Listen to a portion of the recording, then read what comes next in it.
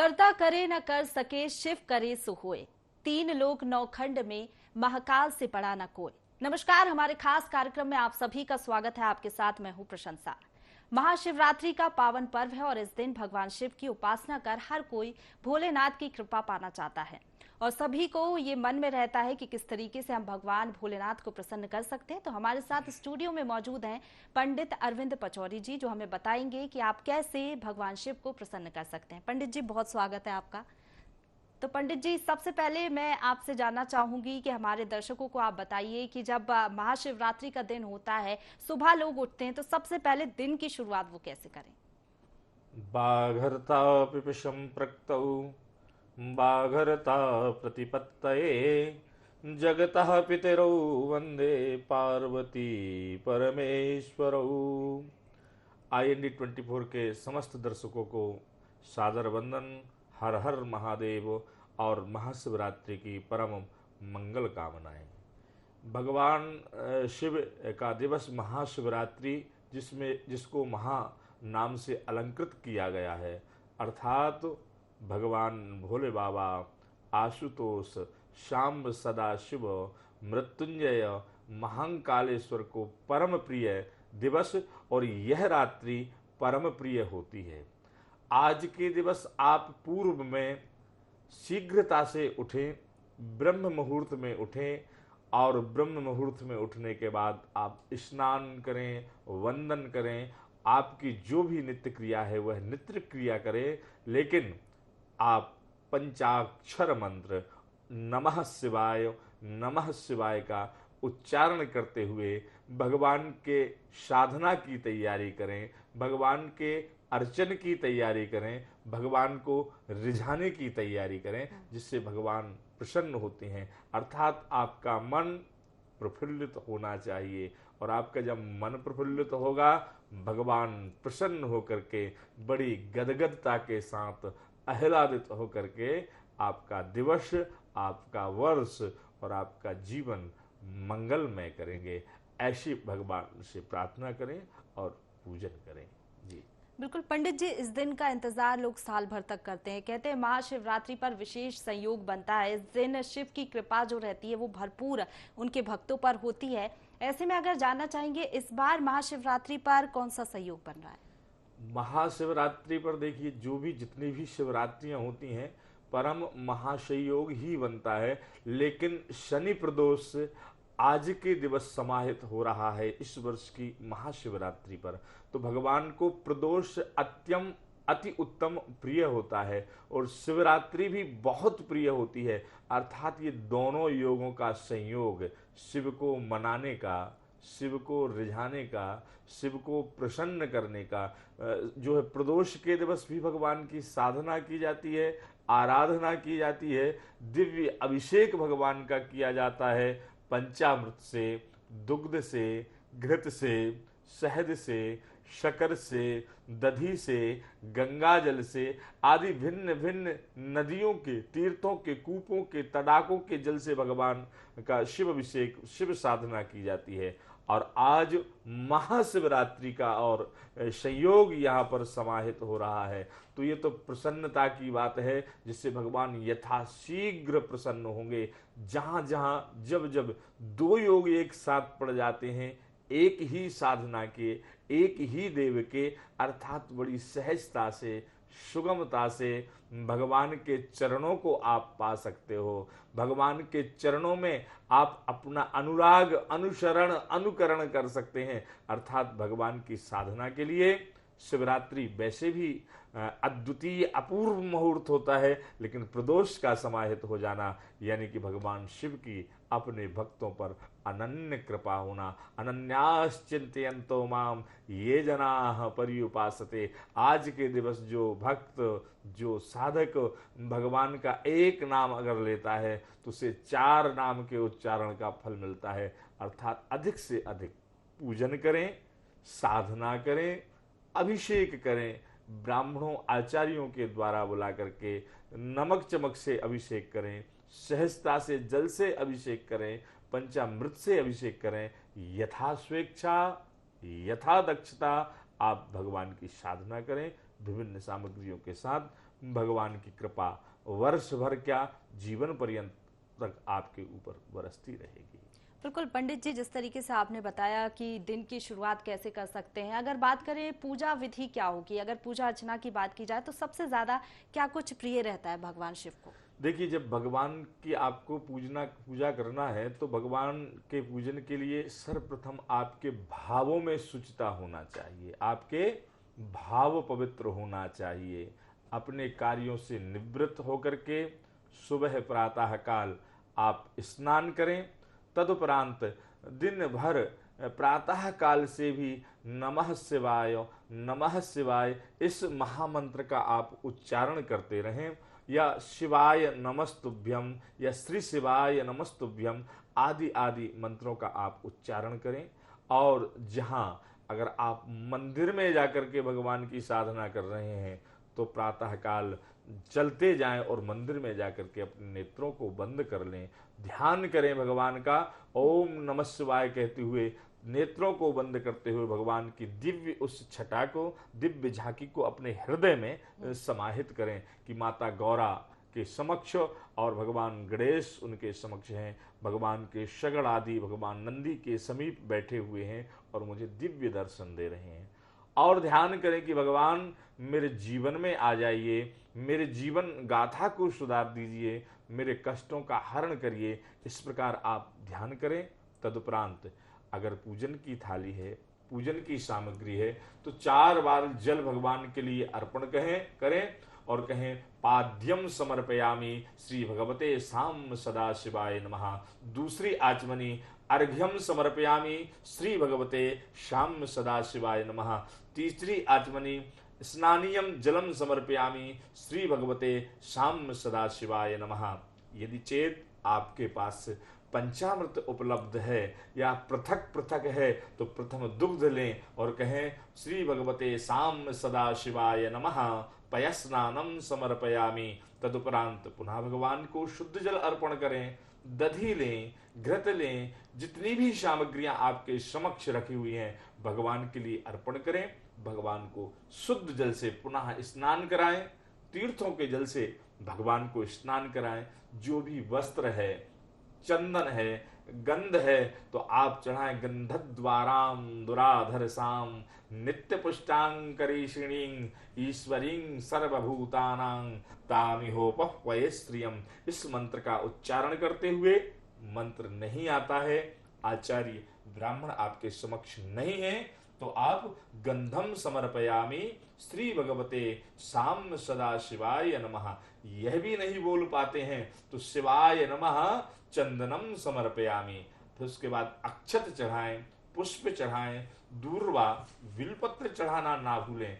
भगवान बिलपत्र चढ़ाने से त्रिदलम त्रिगुणाकारम त्रिनेत्रं च त्रिधायुधम, भगवान के 3 नेत्र हैं और दैविक भौतिक त्रितापों का नाश करने वाले हैं, अर्थ धर्म मोक्ष को प्रदान करने वाले हैं। अर्थात भगवान को बिलपत्र परम प्रिय है।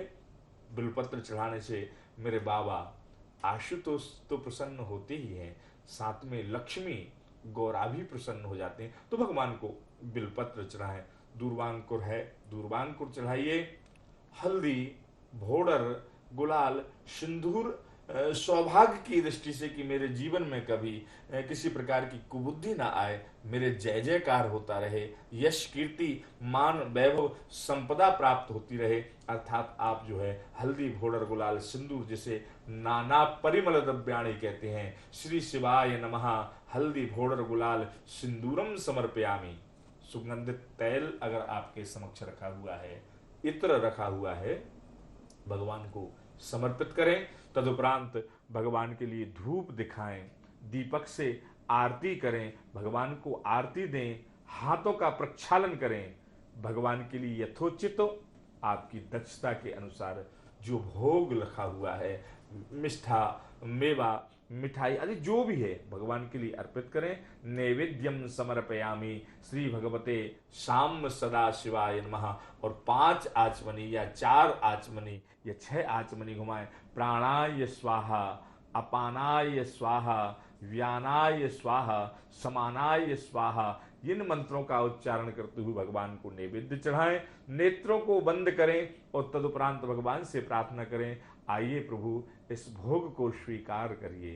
तदुपरांत जल की एक आचमनी चढ़ाएं, मुखे आचमनियम जलम समर्पयामि।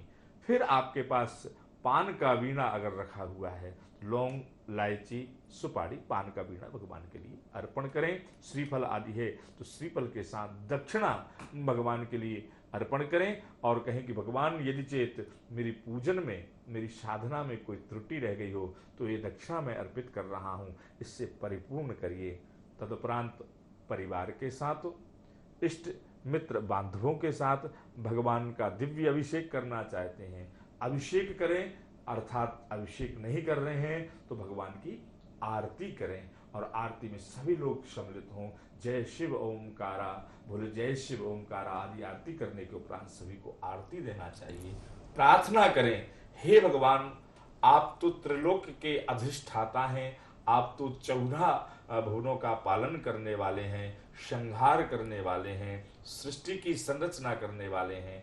मैं भला अज्ञानी अबोध सा बालक, आप तो जनक हैं, आप ही मेरी माता हैं, आप ही मेरे पिता हैं, आप ही मेरे गुरु हैं, आप ही मेरे इष्ट हैं, आप ही मेरे सखा हैं, अर्थात सब कुछ मेरी इस बुद्धि को चलाने वाले आप हैं।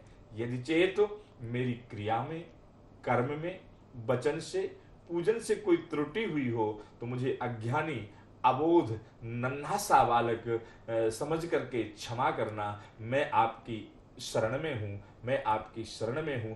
इस भाव से जब आप पूजन करेंगे भगवान प्रसन्न हो जाएंगे, गदगद हो जाएंगे और जो आपकी प्रसन्ना जी मनोवांछित जो कामना होगी, सकल जो कामनाएं होंगी, भगवान आपकी यथा शीघ्र पूर्ण करने वाले। क्यों कि भगवान कहते हैं कि जो इच्छा करी हो मन माही, प्रभु प्रताप कछु दुर्लभ नाही। बस भाव की शुद्धि के साथ जिस कामना से आप साधना करेंगे भगवान आप पर प्रसन्न होकर के बिल्कुल, बहुत ही उम्दा बात पंडित जी जिस तरीके से आपने कही कि सच्चे भाव से और श्रद्धा भक्ति से अगर शिव भक्ति में आप लीन होते हैं तो निश्चित तौर पर शिव कृपा आप पर जरूर बरसेगी। पंडित जी जिस तरीके से आपने बताया कि सुबह उठकर किस तरीके से पूजा अर्चना की जा सकती है, लेकिन कहते हैं महाशिवरात्रि के दिन 4 पहर में पूजा अर्चना की जानी चाहिए, इसका क्या महत्व होता है और कैसे पूजा अर्चना की जाए? देखिए, एक कालम द्विकालम व त्रिकालम यह करे नरः, एक काल भी अगर भगवान की साधना करता है, भगवान की पूजन करता है, भगवान का अभिषेक करता है, तब भी उसे मोक्ष की प्राप्ति होती है। शिवरात्रि के दिवस ही नहीं अन्य दिवसों में भी, पर हम विशेष और मुख्यतया शिवरात्रि के दिवस चूंकि भगवान का दिवस है, भगवान के उत्सव का दिवस है, भगवान के प्रकाट्य का दिवस है, कुछ लोग भगवान के पाणी ग्रहण का दिवस मानते हैं। ये मुंडे मत भिन्ना, लोग अपने अपने मत के अनुसार भगवान की साधना करते हैं। तो त्रिकाल में अगर आप कर सकते हैं तो प्रातः काल आपको पूजन करना है, उसके बाद दोपहर 12:30 से 1:45-2 के मध्य आपको दूसरा काल का पूजन करता है, और तृतीय काल यानी कि संध्या काल जब सूर्य अस्त होता है, अर्ध सूर्य जब समाहित हो जाता है, अर्ध आकाश मंडल में दिखाई देता है, उस समय जिसे गोधूली बेला कहते हैं, उस समय भगवान की आप साधना करें, भगवान शिव की साधना करें। तो प्रातः काल भगवान की जब आप साधना करते हैं मात्र भगवान शिव की साधना करें। मध्याह्न काल यानी दोपहर काल में जब आप पूजन करते हैं तो माता गौरा के समक्ष विराजे हुए भगवान शिव की पूजन करें, और संध्या काल जो होता है उस काल में भगवान के समग्र परिवार के साथ बैठे हुए नंदी पर अस्वार होकर के एक सुंदर सी आसन पर विराजे हुए ऐसे भगवान शिव की जो है साधना करें, और इस भाव से देखें कि भगवान वरद हस्त यानी आशीष प्रदान करते हुए मंद मंद मुस्कान के साथ मेरी कामनाओं को पूर्ण कर रहे हैं। दूसरा प्रसन्ना जी कहना चाहूंगा कि ये तो दिन के काल का पूजन हो गया, लेकिन शिवरात्रि शब्द जुड़ा हुआ है, तो रात्रि में एक प्रथम आप 8 बजे भगवान का पूजन करें, 7 से 8 और 9 तक का पूजन करें। रात्रि में फिर 12 बजे आपको भगवान शिव की साधना करना है, अभिषेक करना है, पूजन करना है, हवन करना, जो भी जिस क्रिया जैसे आप अनुष्ठान करना चाहते हैं। और प्रातः काल ब्रह्म मुहूर्त में यानी 3:40 से लेकर के 5 बजे तक, प्रातः सूर्योदय तक आपको भगवान की साधना करना है, भगवान का अभिषेक करना है। विशेष इसमें शयन ना करें, सोए ना, लेकिन अगर कोई बालक है, वृद्ध है, बीमार है तो वह सो भी सकता है, शयन भी कर सकता है। हो सके व्रत रहें, पर अगर साध सकते हैं दक्षता है, बड़ी सहजता से, किसी प्रकार की कोई बीमारी नहीं है, कोई परेशानी नहीं है, तब आप भगवान का व्रत करें। पर नमः शिवाय इस पंचाक्षर का मंत्र का आप नाम उच्चारण करें, आपको फल की प्राप्ति होगी। बिल्कुल पंडित जी, आपने सही बताया कि अगर कोई ये जाप याद नहीं है तो ओम नमः शिवाय तो आप दिन भर ये कह ही सकते हैं और शिव भक्ति में लीन हो सकते हैं। पंडित जी ये भी जानना चाहते हैं, कहते हैं कि महाशिवरात्रि पर रात्रि जागरण करना चाहिए, इसका क्या महत्व होता है और अगर ऐसा लोग नहीं कर पाते तो उनके लिए क्या बताएंगे आप? देखिए, जो नहीं कर पाते हैं उनके लिए कोई बात नहीं, क्योंकि काम की व्यस्तता रहती है, शरीर को, देह को भी साधना है। हमारी माताएं जो होती हैं, बहनें जो होती हैं, उनको परिवार को भी देखना है, प्रातःकाल अपने अपने कार्यों में भी जाना है, कोई सर्विस करता है, कोई व्यापार करता है, कहीं ना कहीं गृह कार्यों में भी व्यस्त रहती हैं। तो जो नहीं कर पाते तो जितना कर सकते हैं, एक कालम द्विकालम व त्रिकालम या पठेन्नरा, अर्थात एक काल यानी आप 1 मिनट, जैसे कहते हैं ना, एक घड़ी आधी में पुनि आध, आप आधी घड़ी, आधा मिनट, आधा सेकंड भी अगर आप कर सकते हैं तो करें, जितना कर सकते हैं, पर भाव की शुचिता होना चाहिए, आपको दिखावा नहीं करता है। और जो नहीं कर पाता तब भी सच्चे मन से, सच्ची भावना से, सहृदय से भगवान से प्रार्थना करें कि प्रभु मैं अपनी सामर्थ्य के अनुसार, अपनी इस देह जितना सहन कर सकता है उसके अनुसार मैं आपके चरणों में ध्यान लगा रही हूँ। दूसरा, अगर शयन भी करता है तो भगवान के समक्ष जाए कि प्रभु आप भी तो समाधि में लीन होते हैं, मैं इस देह को, इस शरीर को मन से, वचन से, वाणी से आपके चरणों में समर्पित कर रही हूं और आपकी समाधि में लीन होना चाहती हूं, यानी निद्रा में जा रही हूं। लेकिन देखिए, जो आप नित्य क्रिया करते हैं उसे शिव में कर दें, शिव परिवार में कर दें, कि मैं जो कर रहा हूं भगवान शिव के लिए कर रहा हूं। भोजन भी कर रहा हूं तो मेरे अंदर बांग में प्रतिमूर्ति विराजी हुई है, उस मूर्ति को भोजन करा रहा हूं, माता गौरा बैठी हूं उनको भोजन करा रहा हूं। आप जितनी भी क्रिया करते हैं भगवान में करते हैं, एक अपने उन्हें परिवार से, अपने नित्य क्रिया से जोड़ लें, तो ये भी एक बहुत ज्येष्ठ और श्रेष्ठ साधना होगी। दूसरा, नहीं कर पाते हैं कोई बात नहीं, पर यदि चेत 1 दिवस की बात है, अगर आप कर सकते हैं तो निश्चित जगह उत्सव मनाएं, लेकिन भगवान के नाम का उच्चारण करें, सद्भाव रखें, संकीर्तन करें, अभिषेक करें, पूजन करते रहें या भक्ति भाव की चर्चा करते रहें। नहीं करते हैं तब भी कोई बात नहीं, लेकिन शिवरात्रि के दिवस कहते हैं कि भगवान के अनुचर गण चल सहचर, और भगवान स्वयं शाम सदा जहां उनकी साधना होती है वहां पर उपस्थित होते हैं, तो 1 दिवस उनका सानिध्य प्राप्त होता है। तो उनके समक्ष रहें और उनके साथ साधना करें और आनंद लें उस रात्रि का, उस दिवस का, और अपने जीवन को धन्य बनाएं।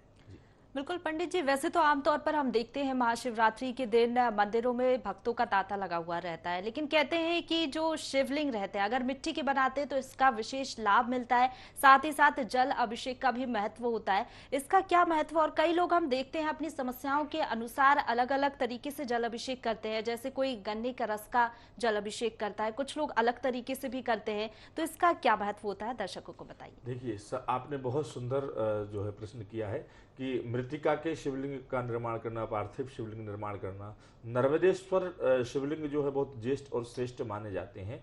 जो भी शिवलिंग आपके पास हैं, स्फटिक के हैं, पारद के हैं, या नर्मदेश्वर हैं, या इस जो सफ़ेद वाले जो शिवलिंग होते हैं स्फटिक जिन्हें कहा जाता है, जो भी आपके पास शिवलिंग है, उन शिवलिंग का जब आप अभिषेक करते हैं तो आपकी मनोवांछित कामनाएं, वो तो भगवान है, सभी में भगवान भोले बाबा विराजे हुए हैं, सभी की मनोकामना पूर्ण होती है। लेकिन अगर आप शत्रु दल से परेशान हैं, राजकीय कोई केस चल रहा है, मुकदमा चल रहा है, कोई झूठे झंझट में अगर आप फंस गए हैं, उससे अगर आपको निजात पाना है तो सरसों के तेल से भगवान शिव का अभिषेक करें। ऐश्वर्य अगर आपको पाना है, यश और कीर्ति अगर आपको चाहिए, तो सुगंधित इत्र से या सुगंधित तैल से भगवान का अभिषेक करें। किसी बीमारी से आप ग्रसित हैं, वह बीमारी आपका पीछा नहीं छोड़ रही है, जल में कुसको डाल दें और कुसको गलाने के बाद उस साफ जल करके उसके जल से अभिषेक करें, या आप मठे से भी अभिषेक कर सकते हैं। यश, कीर्ति, धन, वैभव, मान, संपदा अगर आपको चाहिए, पंचामृत है, पंचामृत से आप अभिषेक करें। धन या कर्ज में आप डूबे हुए हैं, धन की विशेष आपको अगर आवश्यकता है, ऋण से मुक्त होना चाहते हैं, श्री की कृपा यानी लक्ष्मी की कृपा चाहिए, आप गन्ने के ईख के रस से आप भगवान का अभिषेक करें।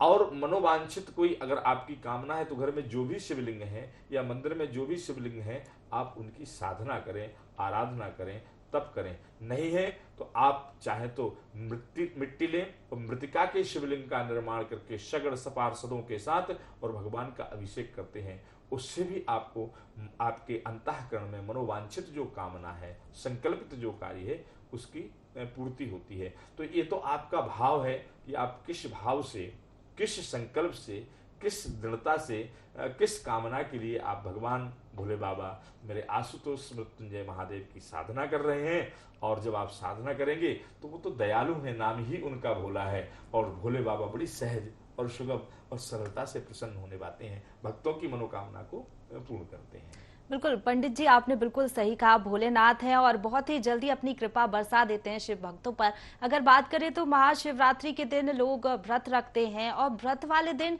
किन विशेष चीजों का ध्यान रखना चाहिए लोगों को? क्योंकि हम देखते हैं आमतौर पर व्रत तो रख लेते हैं, लेकिन कई ऐसी चीजें करते हैं जो उनको नहीं करना चाहिए अपनी दिनचर्या में।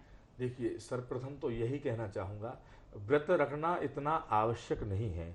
आप व्रत कहते हैं, व्रत में आपको आलस आएगा, कोई बीपी का, कोई शुगर का, आजकल जो चल रही हैं, तो स्वास्थ्य खराब होने का भी खतरा रहता है। विशेष और मुख्य व्रत यह रहता है, मैं तो ये कहूँगा केवल उसी दिवस नहीं, पूर्ण वर्ष भर रखें। असत्य ना बोलें, सत्यता का थोड़ा ध्यान रखें, मद और अहंकार में ना डूबें, दिखावा ना करें, हो सके जितना अधिक से अधिक परोपकार करें। परोपकार नहीं भी कर सकते हैं तो पर पीड़ा प्रदान ना करें, किसी को अपनी वाणी से, वचन से, कर्म से कोई पीड़ा ना हो। इस प्रकार का अगर व्रत रखते हैं तो उसके जीवन में किसी व्रत की रखने की आवश्यकता नहीं है। मेरे भोले बाबा आशुतोष सहजता से प्रसन्न हो जाते हैं। व्रत इसलिए रखा जाता है कि जिसमें संयम हो वाणी का, जिसमें आलस्य ना आए जब हम भगवान की साधना करें, किसी दूसरे के प्रति छल, छद्म, राग, द्वेष, कपट ना आए, और भगवान से हमारी जो है भगवान के चरणों में हमारी प्रीति रहे। लेकिन व्रत रखते हुए अगर हम यह सब करेंगे तो बताइए क्या उस व्रत का फल मिलेगा? हमारे धर्म में हमारे लोग बड़ी सहजता से कह देते हैं आज हमारा व्रत है, और बहुत सारा फलाहार पा लेते हैं और पर निंदा इतर उतर की बातें करते हैं। तात्पर्य, जब आप व्रत बिल्कुल ना करें, आप भोजन करिए, जितना कम करिए जिससे आपको आलस ना आए, लेकिन भगवान की भक्ति, भगवान के नाम का उच्चारण करिए, इधर उधर की फालतू अपवाद वाली बातों को ना करें, भगवान का नाम लें, भगवान का नाम का उच्चारण करें, सत्संगति करें, लोगों के बारे में अच्छा करें, अच्छा सोचें, राष्ट्र के बारे में, देश के बारे में, परिवार के बारे में, इष्ट बिंदुओं के बारे में, तो भगवान सहज ही प्रसन्न हो जाते हैं। भगवान कहते हैं कि मैं जो है पर निंदा से बहुत ज़्यादा दुखित हो जाता हूँ, पर पीड़ा से बहुत ज़्यादा दुखित हो जाता हूँ, इसलिए मेरी साधना सहज और सगम तासे करें, दिखावे और मत अहंकार से परमात्मा प्राप्त नहीं होता। बिल्कुल पंडित जी, बहुत ही सुंदर बात आपने कही कि हर हर महादेव कहकर अपने दिन की शुरुआत करें। व्रत रखना इतना जरूरी नहीं है, लेकिन कुछ लोग व्रत रखते भी हैं, तो व्रत का पारण किस तरीके से किया जाए? जब द्वितीय दिवस होता है आपका, जो व्रत आपने प्रातः काल से रखा, रात्रि काल में भी आपने व्रत रखा हुआ है, द्वितीय दिवस भगवान के जो भी पूजन की सामग्री होती है हवन करें। हवन के उपरांत अगर भंडारा कर रहे हैं, कन्याओं को अगर आप भोजन करा रहे हैं, ब्राह्मणों को भोजन करा रहे हैं, साधुओं को भोजन करा रहे हैं, भोजन कराएं, आरती करें, और भगवान की जो सामग्री है जो आपने अर्पित की है उस सामग्री को लेकर के किसी तड़ाग में, नदी में, किसी तीर्थ स्थान में विसर्जित करें, और आकर के भगवान का जो प्रसाद है, जो भी आपने बनाया हुआ था उस भंडारे के लिए, भगवान को चढ़ाने के लिए, भोग के लिए, उस प्रसाद को थोड़ा सहज और सरल सुगमता से प्रातःकाल 8 बजे, 7 बजे, 9 बजे जब भी आप लेना चाहते हैं वह पान करें, और भगवान का नाम उच्चारण करते हुए सभी को वह प्रसाद दें। फिर आनंद के साथ आपको जो पाना है वह पाएं, और नित्य प्रति अपनी नित्य की क्रिया में आप लग जाएं। भगवान की आप पर कृपा हो। बिल्कुल पंडित जी, एक बात और कही जाती है कि जब विशेष दिन होता है, जैसे कि महाशिवरात्रि हो गई या फिर नवरात्रि हो गई, इन दिनों में जो है कि लोगों को दान दक्षिणा भी दी जाती है, पंडितों को भी दान दक्षिणा दी जाती है, गरीबों को दान देते हैं कई चीजें, इसका क्या महत्व होता है, इससे क्या लाभ मिलता है? देखिए, हमारे शास्त्रों में वर्णन आया है, प्रगट चारि पद धर्म के कलिमहु एक प्रदान, एन केन विधि दीन है दान करहि कल्याण। कलिकाल में नाम का और दान का, ये दोनों का विशेष महत्व बताया। जितना ज़्यादा से ज़्यादा, अधिक से अधिक आप भगवान का नाम उच्चारण करते हैं, आपका उद्धार होगा। दूसरा, तीसरा, दान अगर आप करते हैं उससे आपका उद्धार होगा। करम पवित्रम यदि पुण्य दानम। आप अगर आपके हाथों को, अपनी देह को पवित्र करना है तो आप दान करिए, ब्राह्मण को दान करिए, गौरी यानी कन्या को दान करिए, किसी अनाथ को, आवश्यकता वाले व्यक्तियों को आप दान करिए। दान से आपका जीवन कृतार्थ होगा, सफल होगा और आपका धन, आपकी वाणी, आपका मन भी पवित्र होगा।